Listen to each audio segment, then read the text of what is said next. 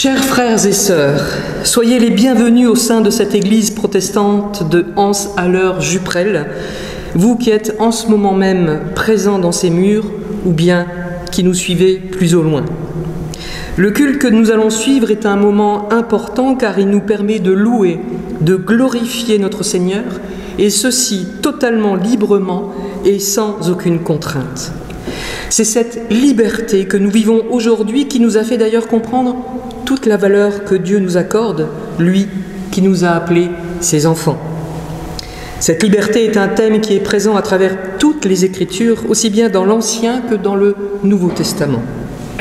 Cette liberté qui anime notre foi et que nous vivons aujourd'hui tous ensemble est bien différente de celle qui peut nous pousser parfois à nous retrouver sur le sentiment de l'individualisme, un individualisme qui mène inexorablement à l'égoïsme et qui se révèle fréquemment par ces simples phrases « c'est ma liberté, c'est mon droit » et bien d'autres expressions encore. Non, la liberté que le Seigneur nous offre est bien différente. Elle est bien plus précieuse que cela.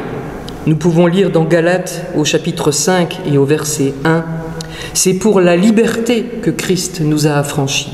Tenez donc ferme dans cette liberté et ne vous placez pas de nouveau sous la contrainte d'un esclavage. » Alors en ce temps d'invocation, remercions Dieu pour la bénédiction qui nous accorde de pouvoir nous rassembler en communauté pour prier, louer et apprendre ensemble afin de jouir de la vraie liberté, celle en Christ. Je vous invite à la prière. En ce moment où nous t'invoquons, nous savons, comme tu nous l'as enseigné et que tu es en ce moment même avec nous et parmi nous. Nous te louons pour la liberté que tu nous offres. Tu nous as créés à ton image, avec la capacité de choisir, de te suivre ou non. Tu nous donnes la liberté de penser, de parler et d'agir selon ta volonté. Nous te remercions pour ta grâce qui nous permet de vivre dans la liberté spirituelle, de connaître la vérité et de marcher dans la lumière. Nous te prions pour la guidance de l'Esprit Saint dans nos prières et notre culte, ainsi que pour les personnes qui sont dans le besoin, quelle qu'en soit la nature, et ceci aussi bien dans notre communauté que dans le monde. Que ce culte soit le témoin de ton amour et de ta gloire dans nos vies. C'est au nom de Jésus que nous te prions. Amen. Je vous propose d'entrer dans le temps de louange et le regard tourné vers les hauts sommets avec le chant « Tournez les yeux vers le Seigneur ». Il est votre sauveur.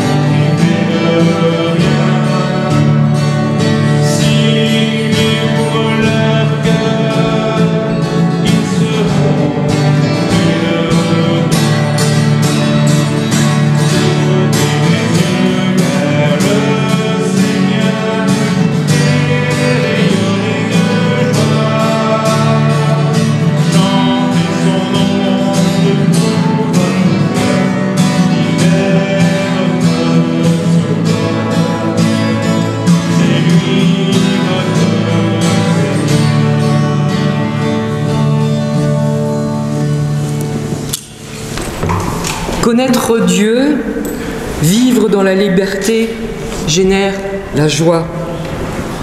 Cette joie pleine et entière est exprimée dans bien des textes bibliques et en particulier dans le psaume 126 dont j'aimerais vous faire la lecture. Quand le Seigneur a rétabli Sion, nous pensions rêver. Nous ne cessions de rire et de lancer des cris de joie. Chez les autres peuples, on disait « Le Seigneur a fait de grandes choses pour eux ». Oui, le Seigneur a fait de grandes choses pour nous et nous étions tout heureux. Seigneur, rétablis notre situation comme tu ranimes les ruisseaux asséchés. Celui qui a semé dans les larmes moissonne dans la joie. Il part dans les pleurs en portant le sac de semences. Il revient dans la joie en portant ses germes de blé. La joie est le résultat d'une vie vécue avec Dieu, un fruit de la présence de Dieu dans notre vie. On peut noter que le psaume 126 nous montre aussi que ça n'est pas seulement une vie individuelle, c'est aussi une joie communautaire, celle d'un peuple, une joie vécue dans la communion fraternelle. Ainsi en va-t-il aussi de la vie de l'Église, qui doit également être marquée par la joie de notre rencontre, mais aussi de notre rencontre avec notre Seigneur.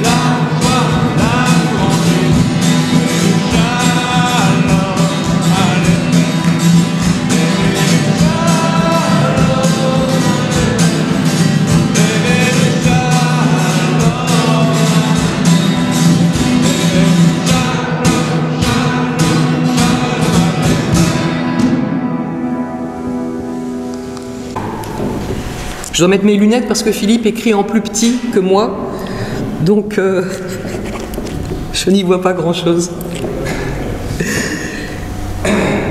Confession de foi. Dès le XVIe siècle, les confessions de foi protestantes commencent à abonder. Oui, Car la grande caractéristique de la confession de foi que nous énonçons est de ne pas se référer à un seul texte identique, immuable et intemporel, qui se répète de siècle en siècle, mais bien d'exprimer les fondements de notre foi dans les langages d'un lieu particulier et d'une époque précise, en fonction des problèmes qui s'y posent. C'est ainsi que l'on désigne beaucoup d'entre elles par une date précise et un nom de pays significatif. Aujourd'hui, la confession de foi que nous déclamerons nous vient en droite ligne de l'autre côté de l'océan Atlantique, car elle a été écrite par l'Église unie du Canada. Je vous propose de confesser notre foi. Nous ne sommes pas seuls. Nous vivons dans le monde que Dieu a créé. Nous croyons en Dieu qui a créé et qui continue à créer, qui est venu en Jésus, parole faite chair, pour réconcilier et renouveler, qui travaille en nous et parmi nous par son esprit. Nous avons confiance en Dieu. Nous sommes appelés à constituer l'Église pour célébrer la présence de Dieu, pour vivre avec respect dans la création, pour aimer et servir les autres, pour rechercher la justice et résister au mal, pour proclamer Jésus crucifié et ressuscité, notre juge et notre espérance, dans la vie, dans la mort et dans la vie au-delà de la mort. Dieu est avec nous. Nous ne sommes pas seuls. Grâce soit rendue à Dieu. Amen.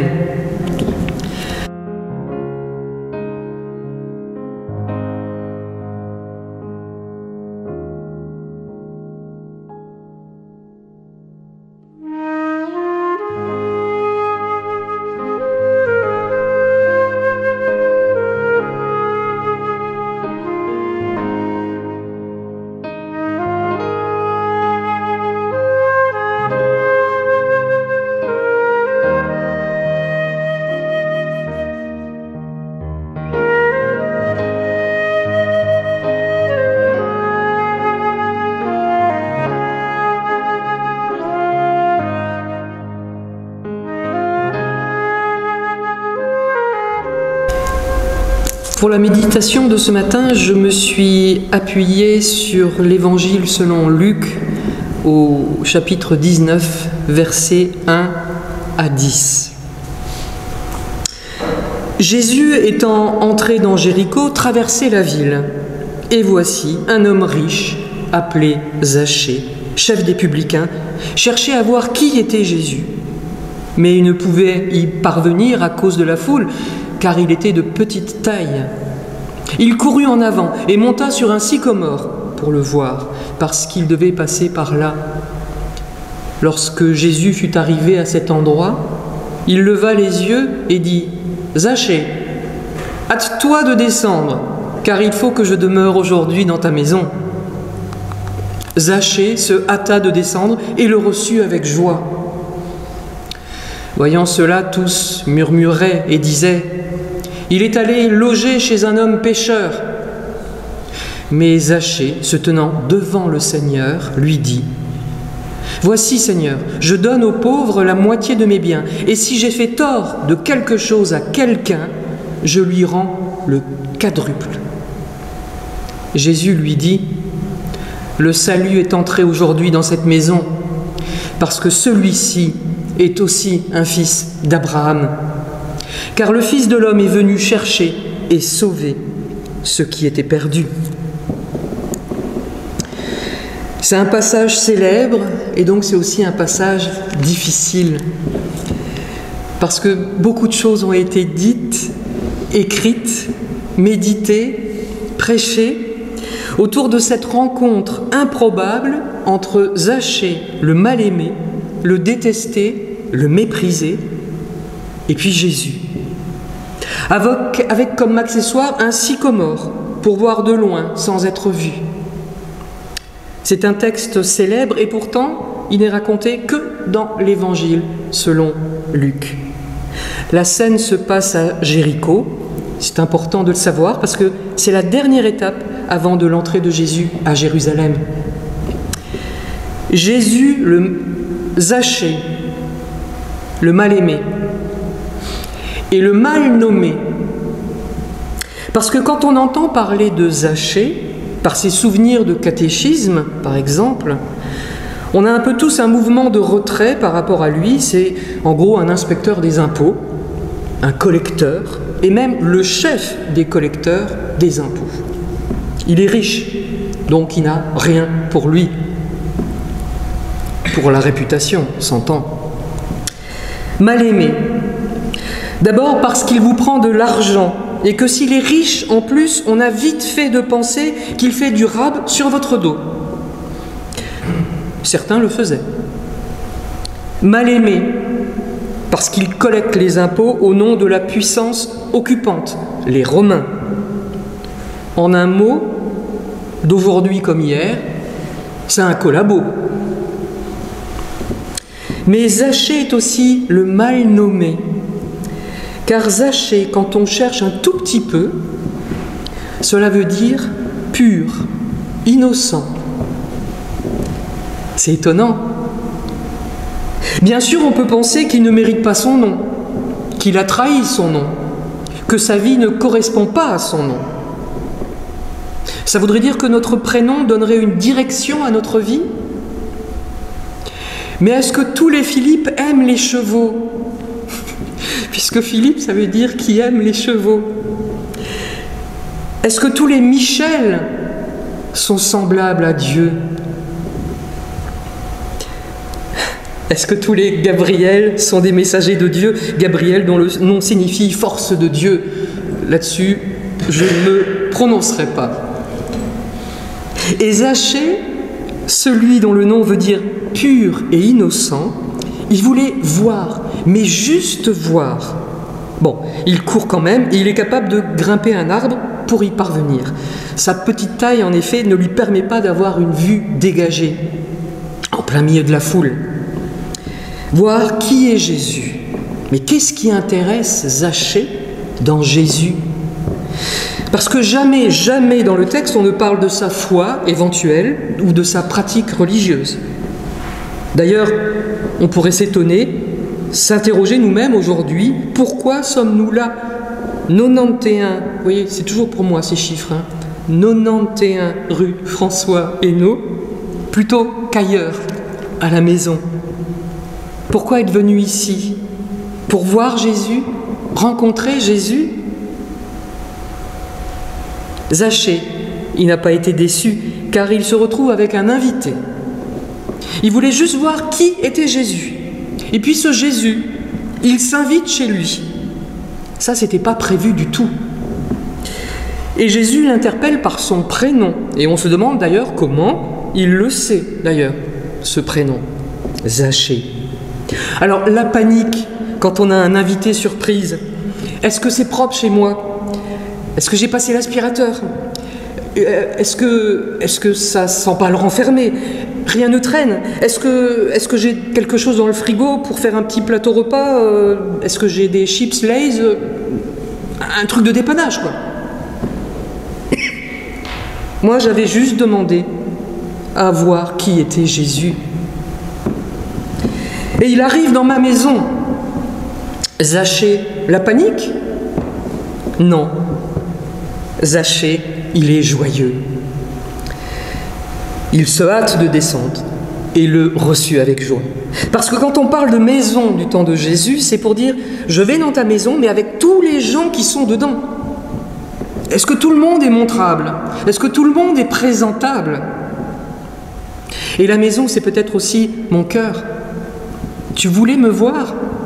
Eh bien, je vais si bien t'approcher que c'est dans ton cœur que je vais entrer. Zachée est joyeux. Quel signe de confiance. Tu ne vas pas regarder si c'est bien rangé, si c'est propre, si l'évier ne déborde pas de vaisselle. Tu t'en ficheras d'avoir peu à boire et à grignoter. Mon père, dans le temps, quand on avait des invités, il passait son doigt sur le cadre des tableaux pour vérifier s'il n'y avait pas de poussière. Et je lui disais, tu crois vraiment que nos invités, ils vont vérifier ça? Franchement, bon, c'était en Alsace, je crois que ça s'explique par ça. Mais Jésus, ce n'est pas un invité comme ça. Ce sont des invités qu'on aime bien, qui ne regardent pas comme ça autour d'eux, mais qui regardent le cœur. Mais tout le monde n'apprécie pas ça dans la foule, que Jésus se rende dans cette maison précise. Pourtant, la foule ne devrait pas être si étonnée, puisque le disciple Matthieu est lui-même un collecteur d'impôts. Et ça maugrait, ça proteste dans la foule. Voyant cela, tous murmuraient et disaient « Il est allé loger chez un homme pécheur ». Et puis surtout, Zachée n'était pas là dans l'espoir de le recevoir chez lui. Il cherchait juste à voir qui c'était. Mais Jésus y va au-delà. D'abord, alors que Zachée s'était juste mis en hauteur dans le sycomore pour mieux voir, car toute la foule plus grande l'empêchait, lui bouchait la vue, eh bien, c'est Jésus qui lève ses yeux pour le voir. Et il lui dit cette chose extraordinaire. « Il faut que je demeure aujourd'hui dans ta maison, il faut. » On ne sait pas ce qui s'est passé dans la maison de Zachée. Est-ce que Jésus a mangé un bout? Est-ce que quelque chose était prêt? C'est pas l'essentiel de l'histoire. Tout se passe vite. Jésus, pardon, j'ai vraiment du mal, Zachée, hâte-toi de descendre, appelle Jésus. Zachée se hâta de descendre et le reçut avec joie. Ensuite, c'est comme s'il nous manquait une partie de l'histoire, mais assurément, c'est pas cette partie de l'épisode qui est jugée intéressante à raconter. Car on arrive directement à l'effet Jésus sur Zachée. Je me suis entraîné à dire ça. L'effet Jésus sur Zachée. On veut nous raconter, nous rapporter cet effet Jésus. Zachée, il se tient devant le Seigneur et il dit « Voici Seigneur, je donne aux pauvres la moitié de mes biens. Retenez bien, je donne. Et si j'ai fait tort de quelque chose à quelqu'un, retenez bien, je lui rends le quadruple. » Et là, franchement, il y a un problème de traduction. Yann, ne fronce pas les sourcils. Il y a un problème de traduction, parce qu'en me documentant, j'ai lu différents commentaires et aussi différentes traductions françaises de ce passage. Un pasteur au moins, et pas le moindre, qu'on connaît bien ici parce qu'on l'aime bien, c'est Marc Pernaut, ex de l'Oratoire du Louvre. Il révèle qu'il y a quand même un problème d'interprétation, sauf si on oublie ces conjugaisons en grec. Alors c'est quoi ce problème de conjugaison? Vous savez que de temps en temps je vous embête avec du grec, mais c'est important. Voici Seigneur, je donne, en grec didomi. Je lui rends, apodidomi. Je donne, je rends. Ce sont des verbes au présent, pas au futur. Vous allez me demander, mais il est où le problème?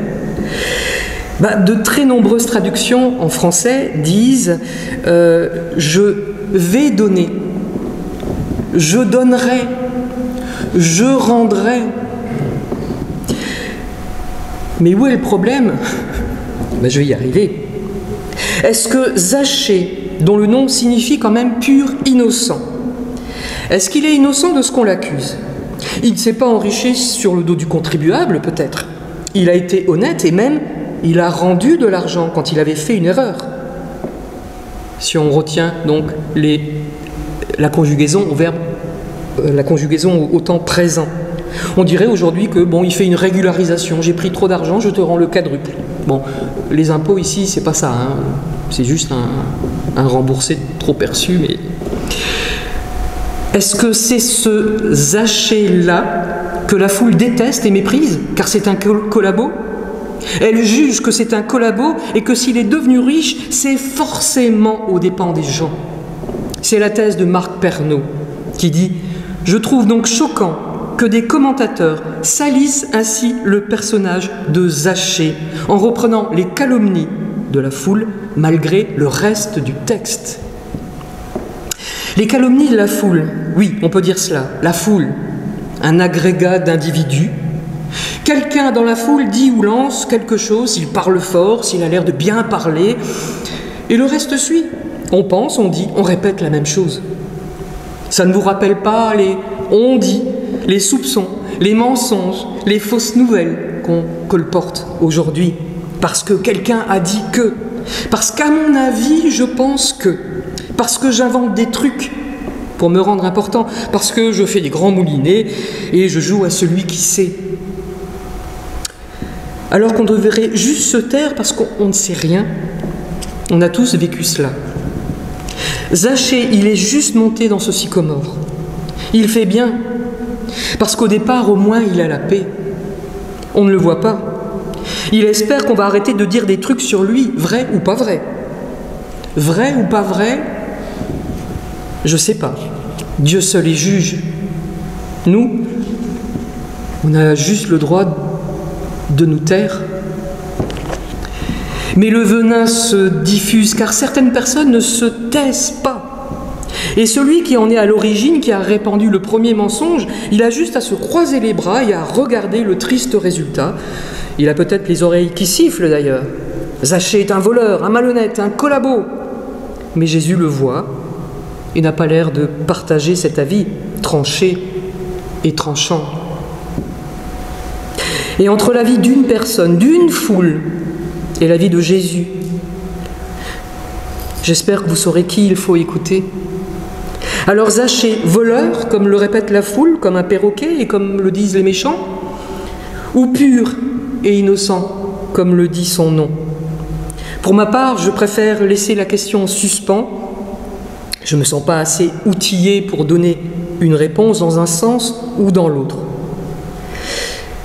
Je ne suis pas dans la foule. Parfois, il vaut mieux s'éloigner de la foule.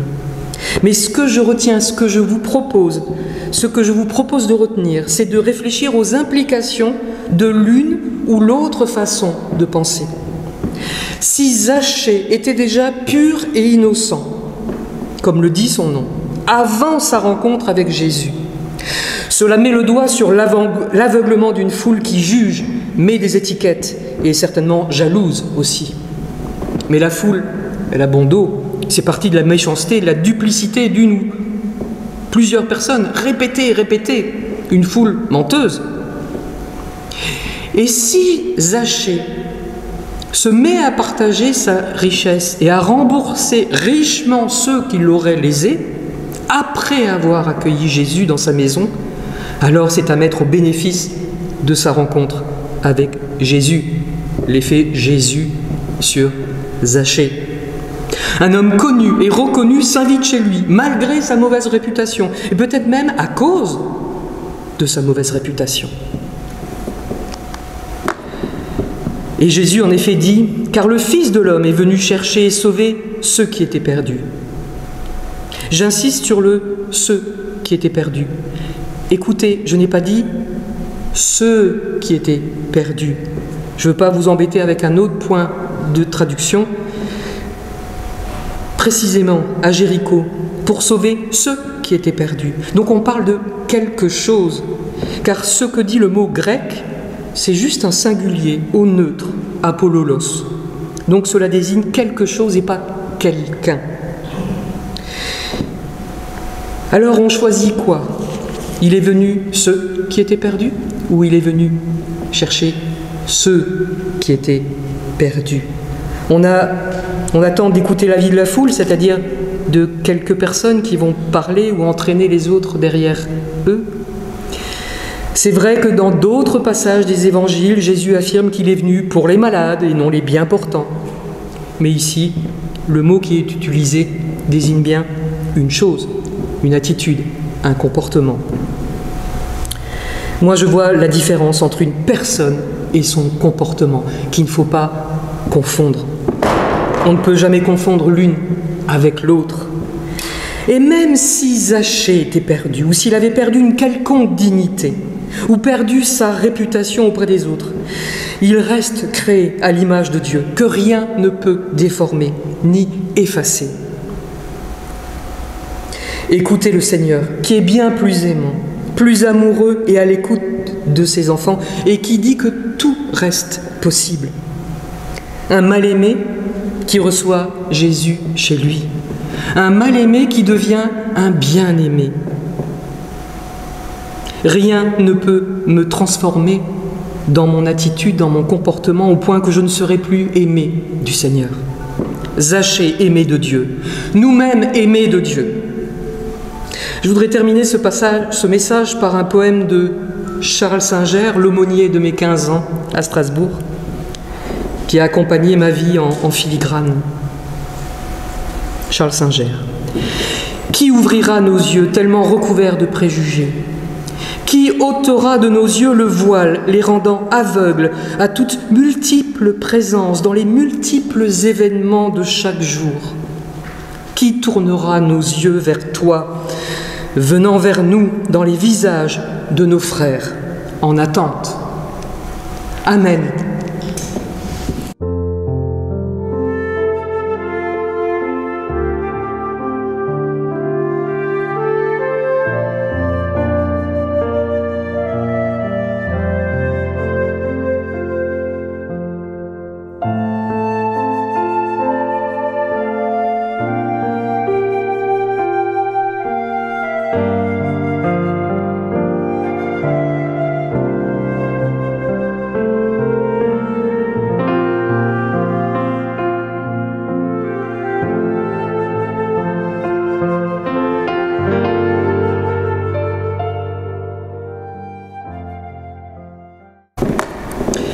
Avant de reprendre notre chemin dans le monde, je vous propose d'entrer dans le moment de la bénédiction finale. Sentez-vous libre de vous lever maintenant, ainsi que pour le chant qui va suivre, Père, unis-nous tous. Que Dieu nous bénisse et nous garde, que sa lumière éclaire nos chemins, que sa paix nous accompagne chaque jour et que sa grâce nous fortifie. Amen. Louons encore le Seigneur avec le chant « Père, unis-nous tous ».